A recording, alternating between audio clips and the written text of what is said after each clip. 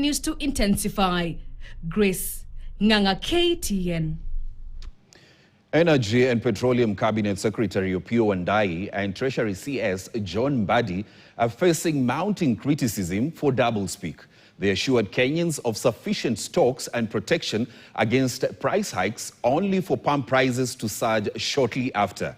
Wandayi has faced heavy backlash and calls for the resignation regarding a major fuel scandal and subsequent shortages, as Kenyans accuse him of misleading the public about fuel supply stability and the impact of controversial oil importations that bypassed the government. Kwamboka Bentura with more.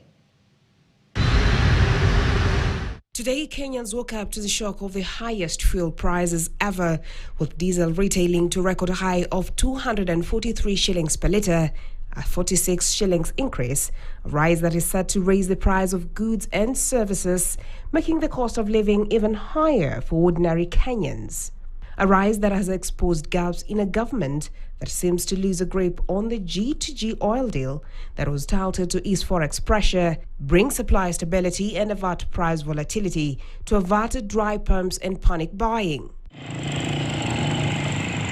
With the US-Israel war on Iran disrupting oil supply globally, including Kenya, oil supply came tight due to closure of the Strait of Hormuz, a passage that passes 20% of global oil, leading to high prices at the pump.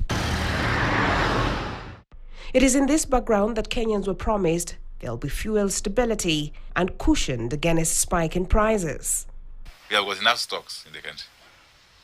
And the government of Kenya's primary responsibility is to ensure that we have got enough stocks now, tomorrow, and into the future. We are going to intervene sufficiently to make sure that prices don't But in rise. March, a substandard overpriced 4.8 billion shillings consignment of oil was imported outside the G2G deal, was flagged off, a shipment that the CS Energy denied of its knowledge, a controversy that led to the resignation of the then PS Energy Muhammad Liban, Director General IPRA Daniel Kipto, and Kenya Pipeline Company Managing Director Joe Sang. To cushion Kenyans, the government gave a 6 billion shilling subsidy and a reduction of fuel VAT from 16% to 8% for the next 3 months to cushion consumers, a subsidy that hasn't cushioned Kenyans weeks in. Though we have had challenges of war in Middle East that has resulted in high fuel prices across the globe because of the G2G arrangement that had made sure that we have constant supply of fuel in Kenya and that we have managed to moderate prices. I am announcing today that the fuel prices that have gone up, we have stepped in as government with 6.5 billion shillings to reduce the cost of fuel.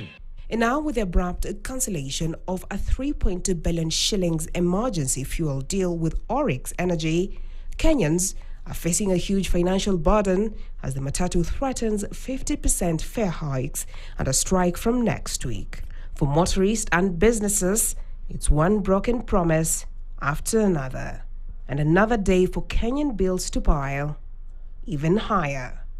Bentura Kwamboka, KTN, Nairobi.